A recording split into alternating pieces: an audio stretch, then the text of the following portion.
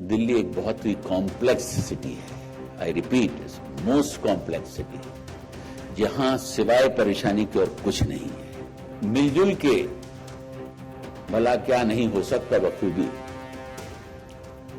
आवाज में हर शख्स की आवाज मिला दो, ये बात कही गई है। नमस्कार, आप देख रहे हैं दिल्ली तक। मैं हूं आपके साथ अनुराधा तंवर।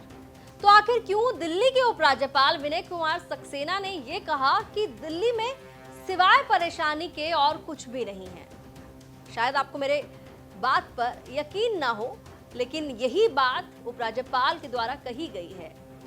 दिल्ली में आपने अक्सर देखा है कि किस तरीके से सरकार और उपराज्यपाल के बीच तनातनी रहती है, टकराव की स्थिति खुलकर सामने आती है। लेकिन जब दिल्ली के उपराज्यपाल विनय कुमार सक्सेना दिल्ली 2041 के एक बड़े इवेंट में शामिल हुए थे और वहां पर जब वो अपना भाषण दे रहे थे, उसी दौरान उन्होंने कहा कि दिल्ली जो है एक बहुत कॉम्प्लेक्स सिटी है और यहाँ पर सिवाय परेशानी के और कुछ भी नहीं है। हालांकि उन्होंने ये भी कहा कि मिलकर इस परेशानी को सुलझाया भी जा सकता है। आखिर उपराज्यपाल ने ये बयान क्यों दिया, आप उन्हीं की जुबानी सुन लीजिए। यमुना फ्लड प्लेन्स में हमने बहुत कम समय के अंदर 6 से 8 महीने के अंदर 3 प्रोजेक्ट्स कंप्लीट किए हैं, जिसमें एक प्रोजेक्ट का नाम है बांसेरा, जो कभी सीएनडी वेस्ट की एक साइट हुआ करती थी, जहां करीब 60 फीट का एक पहाड़ होता था। मैं चाहूंगा आप जरूर इसको विजिट करें, जो आज 28 एकड़ के अंदर एक ग्रीन पैच बन गया है, जहां 25,000 से ज्यादा बैम्बू के ट्रीज लगाए गए हैं और वो एक ऐसा प्लेस बन गया है जो आने वाले समय में दिल्ली के लिए एक लंग का काम करेगा। इसी तरह यमुना के फ्लड प्लेन पर असीता नाम के प्रोजेक्ट को बनाया गया है, जो भी करीब 70 एकड़ के अंदर है, जो पूरा का पूरा इनक्लोज था। ये बांसेरा की जगह भी बहुत खराब थी, इनक्लोज थी, उन सबको क्लीन किया गया है।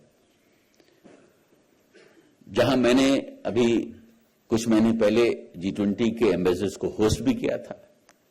साइकिल ट्रैक है, वाटर बॉडी है, ग्रीन पैचेस हैं और वहीं से 11 किलोमीटर का यमुना के पैरेलल वॉकिंग ट्रैक भी बन के तैयार हो गया है, जिसमें छोटे छोटे से काम बाकी हैं, वो किए जा रहे हैं। आपको हम यमुना के किनारे ही वॉक कराएंगे। दिल्ली को सजाने संवारने में हमारे साथी बने, हमारे भागीदार बने और मिलजुल के भला क्या नहीं हो सकता बखूबी, आवाज में हर शख्स की आवाज मिला दो, जो बात कही गई है, उसी का आह्वान करते हुए मैं आपसे कहूंगा कि आइए हमारे साथ दिल्ली को हम सजाते हैं, संवारते हैं। हम आपकी हर समस्या को हल करने की कोशिश करेंगे। मैं यहां इतना जरूर कहना चाहूंगा कि दिल्ली एक बहुत ही कॉम्प्लेक्स सिटी है।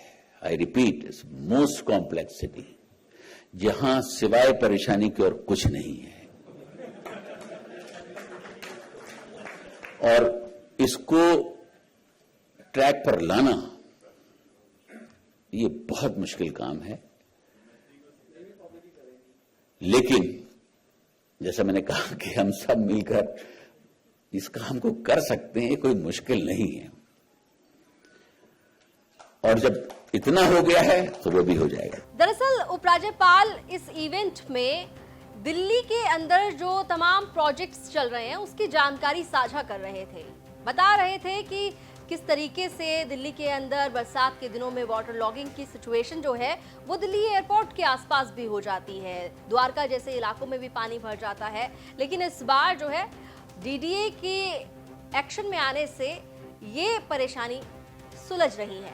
इसके अलावा उन्होंने बताया कि उनके द्वारा कई सारे कामों को तेजी दी गई है, जिसमें यमुना की सफाई का उन्होंने कई बार जिक्र किया। इसके अलावा जो दिल्ली की लैंडफिल साइट्स है उस पर किस तरीके से अब काम तेजी पकड़ रहा है उसे भी उन्होंने बार बार मेंशन किया।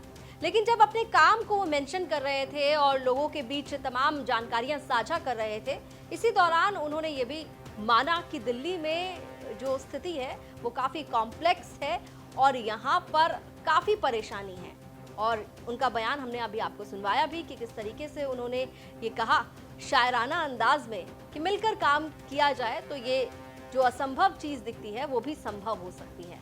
फिलहाल उपराज्यपाल ने इस इवेंट में बड़ी लंबी एक स्पीच दी है और स्पीच में उन्होंने न सिर्फ दिल्ली के अंदर जो कामकाज हो रहा है उस पर उनकी किस तरीके से नजर है और उनकी देखरेख में किस तरीके से काम तेजी पकड़ रहा है ये कहा है, बल्कि साथ ही साथ उन्होंने दिल्ली की जनता से नाराजगी भी जाहिर की है कि दिल्ली की जो जनता है वो आवाज नहीं उठाती उन चीजों को लेकर जो उनका हक है। इसके अलावा आपने बयान भी सुना जब उन्होंने ये कहा कि दिल्ली जो है बहुत कॉम्प्लेक्स सिटी है और यहाँ काफी परेशानियां हैं। फिलहाल उपराज्यपाल की ये जो स्पीच है इसके कई अंश आप दिल्ली तक पर देख पाएंगे कि किस तरीके से उपराज्यपाल ने इस इवेंट में क्या क्या बयान दिए हैं। दिल्ली से जुड़ी तमाम खबरों के लिए आप देखते रहिए दिल्ली तक।